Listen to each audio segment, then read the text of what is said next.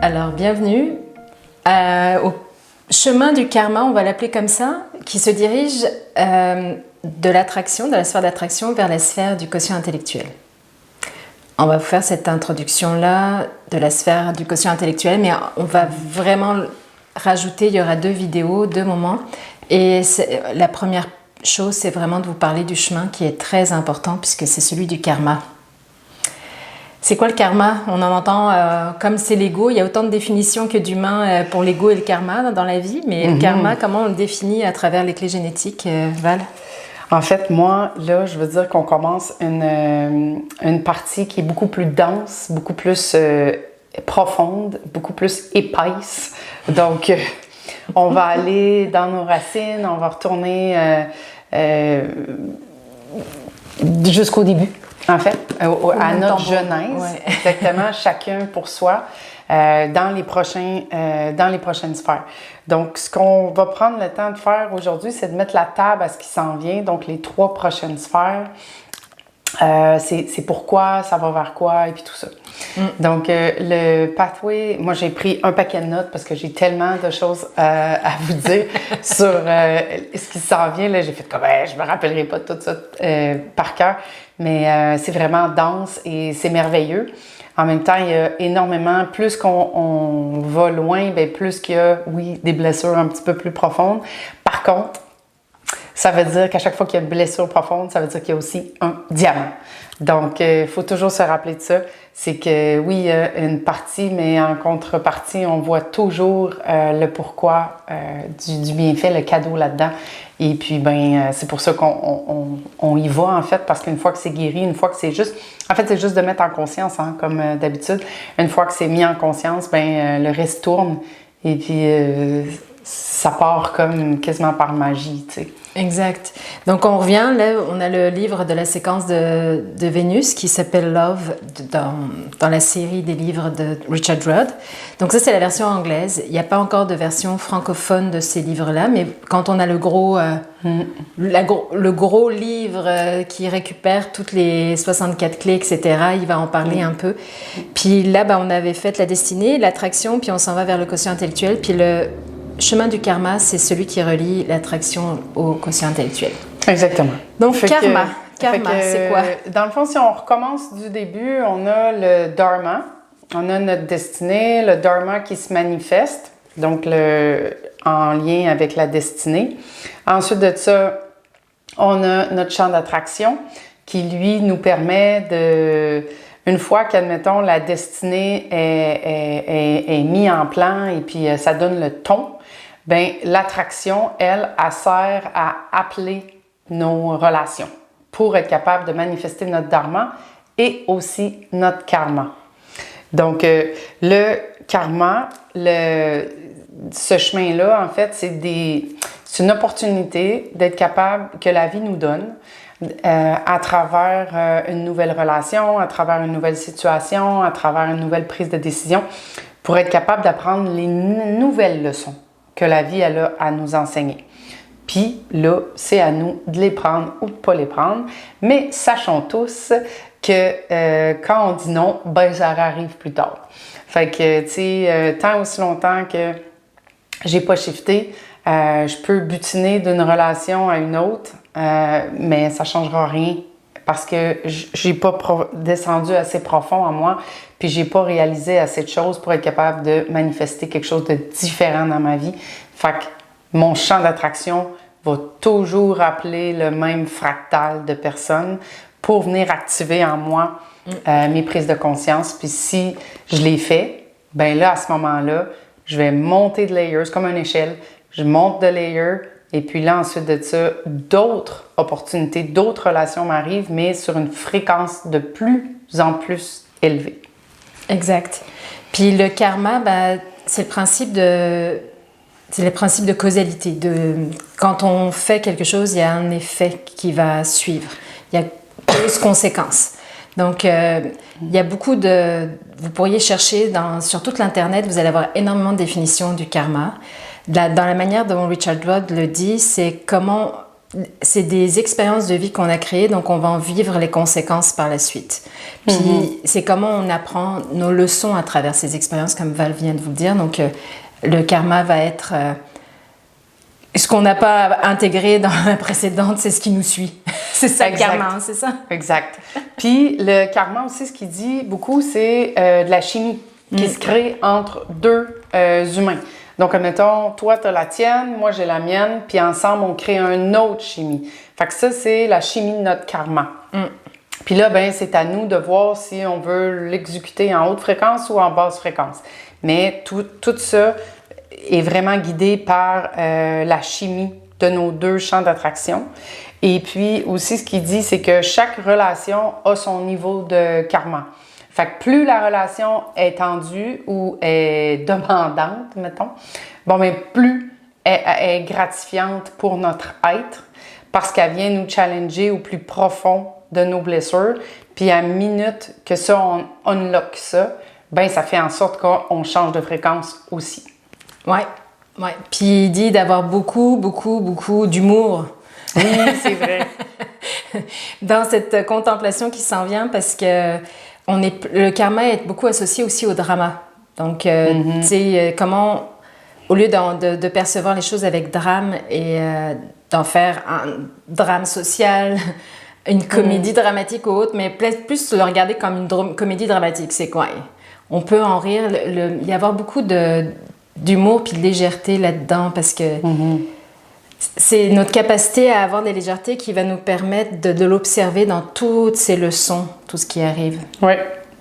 Puis, ce que j'ai retenu aussi, c'est que la façon que je regarde mon partenaire, ben ça met en lumière mes projections. Parce que je vois les autres dans mon set de projections à moi. Fait que la façon que je regarde l'autre, c'est toujours de me le réapproprier, parce que ce que je vois en l'autre, c'est parce que je le porte. Et puis souvent, ce que je juge en l'autre, c'est parce que c'est la partie de moi que j'aime pas, c'est la partie de moi que je juge aussi. Donc, c'est vraiment de se réapproprier mon set de projection qui m'appartient. Et puis ensuite de ça fait en sorte que ça crée de l'espace et puis ça me fait aller en plus haute fréquence.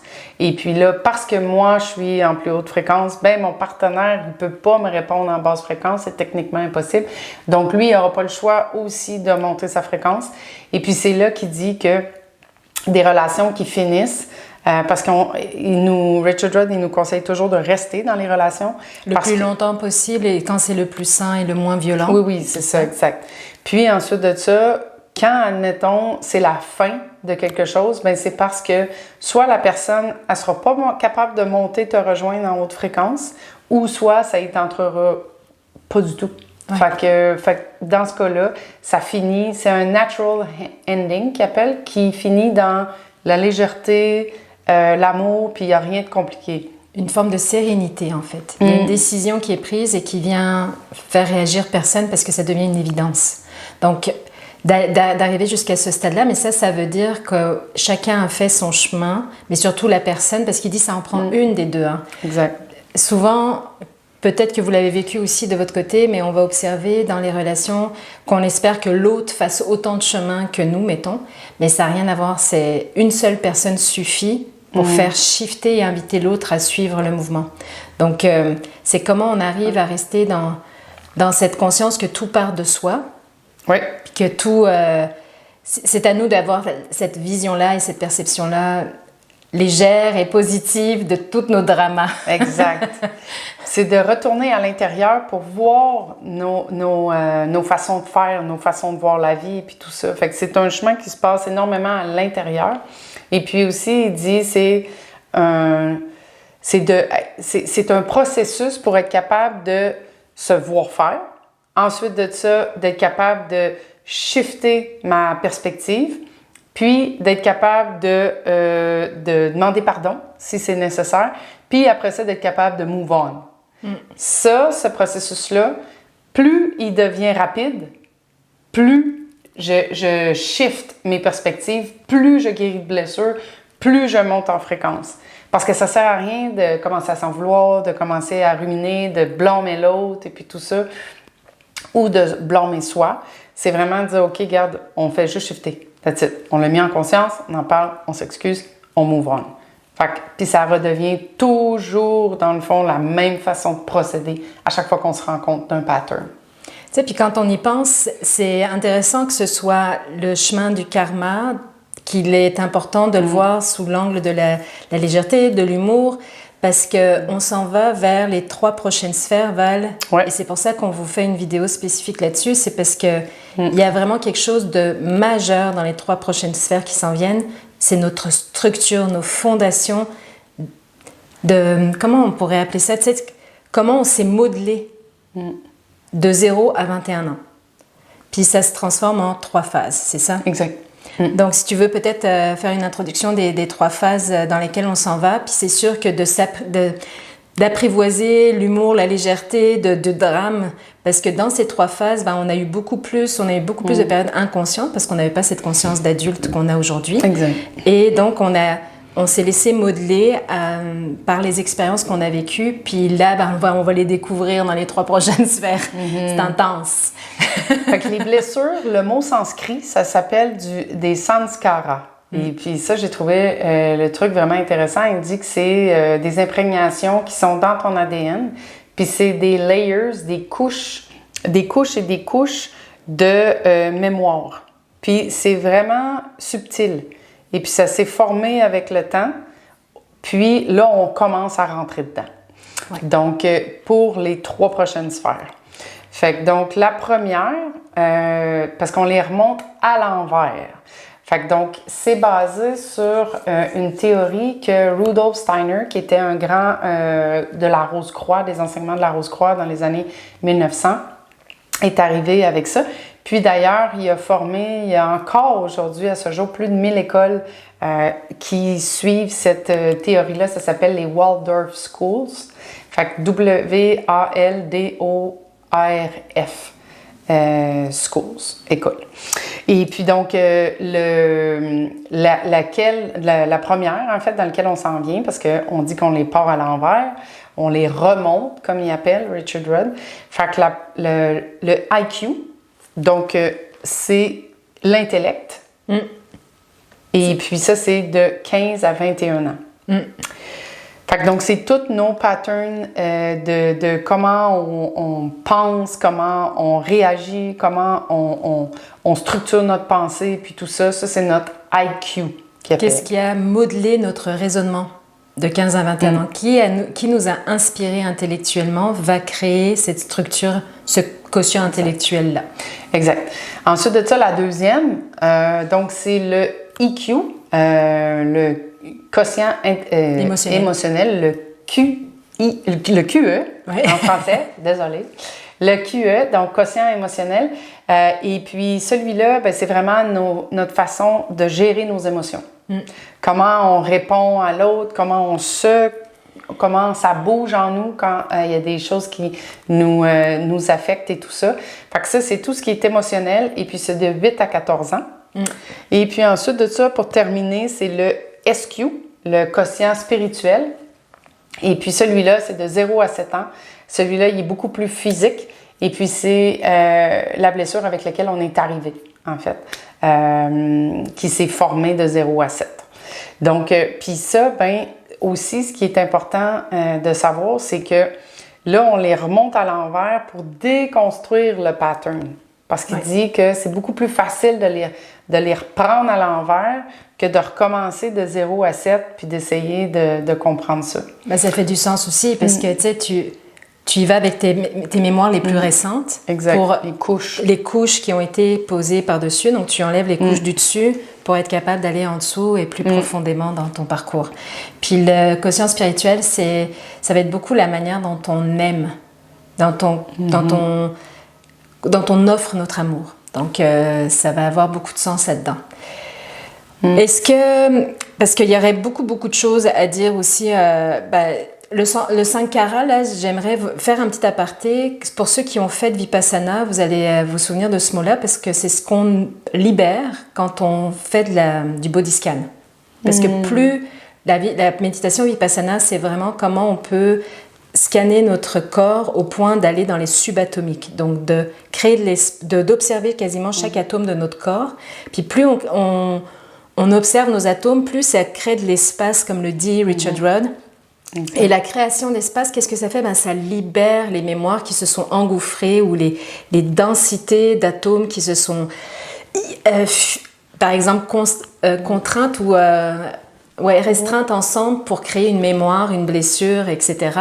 Donc là, en l'observant, ça crée de l'espace, puis ça fait circuler l'énergie. Et ça revient à la même chose. Puis Richard Rudd connaît Vipassana également, donc c'est probablement aussi une de ses inspirations. Oui, parce que la fameuse méditation d'attunement, comme il appelle, c'est vraiment ça, c'est de créer de l'espace dans tes cellules. Tout à partir de là change parce que justement, ça permet de déverrouiller tout ça, tu sais. Et l'énergie circule. Donc si l'énergie circule, c'est plus fluide, on entend beaucoup plus, ce qui est sain pour soi aussi. Donc, vous êtes prêts à être dans la légèreté et à rire un peu avec... on se rappelle, c'est comme quand on observe nos ombres, c'est d'avoir un profond sourire intérieur, de dire « Ah, ok, c'est ça qui se passe. » C'est comme, toi, tu as des enfants, c'est comme quand tu observes tes enfants en train de prendre la direction que tu viens de leur dire. Non, t'es mieux de pas la prendre, puis tu souris intérieurement, tu te dis, bon, là, elle va la prendre. c'est ça. Exact. Il y a des expériences qu'il faut qu'ils soient vécues. Donc, on vous souhaite beaucoup d'indulgence, de compassion envers vous-même, parce que c'est un chemin qui va aller visiter vos profondeurs. Bienvenue dans l'introduction générale du quotient intellectuel, du IQ, dans les clés génétiques, et on parle de cette sphère qui est ici, sur la gauche, dans votre profil hologénétique. Le quotient intellectuel, comme on l'entend, on s'entend que ça concerne notre intellect, notre mental. C'est notre construction, c'est une phase de construction mentale dans notre vie. Comment il la qualifie, vas-y?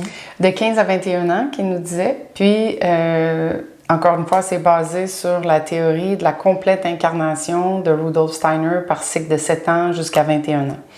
Celui du IQ concerne de 15 à 21, qui est vraiment la façon que le mental s'est développé, notre système de pensée, notre système d'être capable de prendre des décisions, d'être capable de voir la vie, d'être capable de faire du sens de tout ça. Fait que c'est beaucoup notre côté analytique et puis mental qui est dans cette sphère-là. Dans cette sphère-là, c'est revenir à vos mémoires de 15 à 21 ans, de vous reposer les questions, c'est qui vous a influencé? C'est qui quelle structure de pensée vous a influencé? Avez-vous été influencé par une célébrité, par un parent, Puis un parent, c'est pas forcément un parent géniteur, c'est un parent, un grand-oncle, une grand-mère, dans sa structure, dans sa philosophie de pensée, dans sa manière de penser, dans son raisonnement. Puis ça veut pas dire forcément admirer un raisonnement, ça se peut, il y a cet aspect-là aussi à visiter, mais comment aussi le raisonnement de quelqu'un qui vous a fait réagir, comment ça vous a impacté, de revenir dans ses mémoires en fait, de revisiter cet espace de 15 à 21 ans. Et on vous rappelle avec la douceur du cœur et d'un beau sourire intérieur parce qu'il y a probablement dans cette période d'adolescence qu'on a tous vécu des moments qui ont été peut-être très très challengeants, très souffrants, donc de revenir avec beaucoup d'amour, de compassion, d'indulgence sur ce qui s'est passé, puis d'y voir toute la perfection dans cette imperfection. Oui, c'est ça, exact. Il dit aussi de contempler, tu sais, la place où on a commencé à boguer dans la tête, là. Puis là où on a commencé à perdre notre optimisme. Puis il appelle ça le springiness of the brain, tu sais, d'être capable de... Quand on est ado, quand on est enfant, on a... des idées, ça rebondit partout et puis on est dans l'optimisme, on voit que des possibilités, tu sais. Fait que le 15 à 21 ans, quand on contemple cette sphère-là, c'est de justement qui nous a influencés, où on a pris nos patterns et puis tout ça. Puis c'est quoi les situations que je me souviens qui m'ont forgé, tu sais, qui sont venues me chercher. Puis là où j'ai peut-être pas utilisé tout justement l'optimisme qu'il m'habitait avant et puis tout ça. Puis qu'après ça, ben justement, ça a eu des impacts sur la façon dont je voyais le monde et puis que ma fréquence a baissé. Moi, typiquement, je veux juste vous partager ça, mais ça vous donnerait des cues. Une des choses que j'ai beaucoup observées, moi, de 15 à 21 ans, c'était une période où il y a eu une guerre, encore une fois, dans la région de mes ancêtres, au Kosovo. Puis là, j'observais encore plus brutalement la dissonance entre tous les médias. Parce que mes parents écoutaient quasiment tous les médias, que ce soit en Serbie, en Macédonie, dans la région là-bas. On l'écoutait en Suisse, on l'écoutait en France, on écoutait des fois la radio-télévision belge. En tout cas, pour vous dire à quel point on se tenait informés de ce qui se passait là-bas, parce que mon père est serbe du Kosovo. Donc, et je me souviens d'avoir été très réactive, de me dire, mais elle est où la vérité? Tu sais, c'est qui la tient, la vérité? Parce qu'on écoutait aussi les gens qui habitaient là-bas, qui avaient encore leur maison là-bas. Donc, on avait tout le temps, comme je sais pas combien de visions d'une même situation. Puis, je me souviens d'avoir été très, très, très bugged, comme tu disais, là, buggée par le fait qu'il n'y a personne qui détient la vérité. Ou en tout cas, on a beau s'informer, c'est l'accumulation de toutes ces informations qu'on peut déduire une certaine forme de vérité. Exact. Il suggère aussi, vas-y donc. Ben, je voulais juste terminer, c'est que quand, avec du recul, je me dis, ben, c'est ce qui a forgé mon esprit curieux, mais aussi détaché de pas prendre pour acquis ce qu'on va me dire, de dire que c'est juste une perception d'un spectre, peut-être d'un 10 degrés, d'un 360 degrés, donc de ne pas considérer le 10 degrés comme le 360 degrés. Donc ça m'a comme, dans le côté positif, autant ça m'a buggé à l'époque où je me disais, ce serait tellement plus simple qu'il y en ait un qui détienne la source, la vérité, etc. Mais là, ça m'a buggé au bout, puis c'était comment ça a activé ma curiosité, puis d'aller voir qu'est-ce qui fait du sens pour moi. Oui, j'adore. Il suggère aussi de faire un arbre de tout ce qui m'a en fait, il appelle ça l'arbre mental d'influence. Fait que c'est toutes les personnes qui sont venues dans ma vie qui ont eu une influence sur la façon que je pense. Puis, il dit aussi de considérer comment les émotions ils naissent pas dans le cerveau, mais sont vraiment dans une autre dimension. Et puis ça, ce que ça fait, c'est que ça l'empêche de prendre tout sur nous, dans le fond, puis de faire comme, ben les émotions, ils passent, je les vois, je les ressors. Tu sais, fait que c'est pour empêcher justement qu'on prenne tout personnel.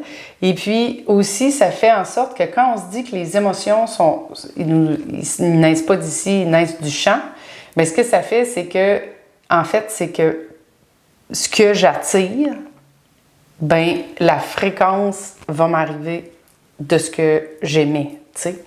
Fait que ça, donc, ça fait en sorte que j'attire l'émotion à l'extérieur de moi, de parce que je suis, de parce que j'attire, et puis tout ça. Fait que ça, j'ai trouvé ça intéressant parce que ça fait ouf, tu sais, ça enlève de la lourdeur. Moi, en tout cas, ça m'a aidé pour ça. Puis c'est une manière de voir les émotions, comme il y en a d'autres que vous avez peut-être, si vous êtes thérapeute ou autre, vous avez étudié d'autres manières de voir les émotions. Le but, c'est d'utiliser encore ces versions-là pour voir qu'est-ce qui résonne pour vous. Comment ça vous soutient dans votre processus de contemplation. Encore une fois, c'est une version des choses. Toi, c'est quoi qui t'a bugué dans cette période-là de 15 à 21 ans? Qu'est-ce que tu aimerais partager dans ton expérience? Moi, c'était que je comprenais pas comment... moi, j'entendais beaucoup de choses dans ce temps-là, puis parce que j'ai écrit, j'ai parlé, ça a pas super bien passé, là, tu sais. Fait que je me suis fait interner. C'est comme... C'est majeur, là. Ça, pour bugger quelqu'un, ça peut bugger quelqu'un longtemps, là. Ouais. Fait que moi, quand je retourne là, Puis, tu sais, moi, dans mon IQ, c'est 61. Fait qu'en basse fréquence, c'est psychose. Puis, en haute fréquence, c'est l'inspiration. Fait que je peux comprendre que j'entendais des choses. Puis là, moi, j'étais, tu sais, comme... Je voulais partager. Je comprenais pas ce qui m'arrivait vraiment, mais... puis en partageant, ben là, ça l'a mis en psychose, pas juste... tu sais, moi, c'est la psychose des autres qui a fait en sorte que là, je suis devenue... fait après ça, ben ça a fait en sorte que je me suis fermée. Puis je me suis fait enfermer. Puis... ça a activé ta basse fréquence. Ouais. Mais tu sais, le bénéfice aujourd'hui, quand tu reprends le recul, quand tu le regardes avec le sourire intérieur, puis l'indulgence, la compassion et toute la perfection de cette imperfection, mettons, qu'est-ce que tu en ressors? Qu'est-ce qui ressort de cette expérience pour toi? Bon, en fait, je trouve ça drôle, là. Qu'est-ce que tu veux que je fasse, là? Tu sais, c'était juste... c'était une expérience, il fallait que je passe par là. Puis ça m'a permis de développer d'autres choses aussi, puis d'autres expériences, puis tout ça. Mais aussi de voir que la vie, c'était encore des projections, tu sais, c'est des sets de projection, comme on parlait dans le chemin du karma, qui fait en sorte qu'on s'attire des choses pour justement les shifter de fréquence, tu sais.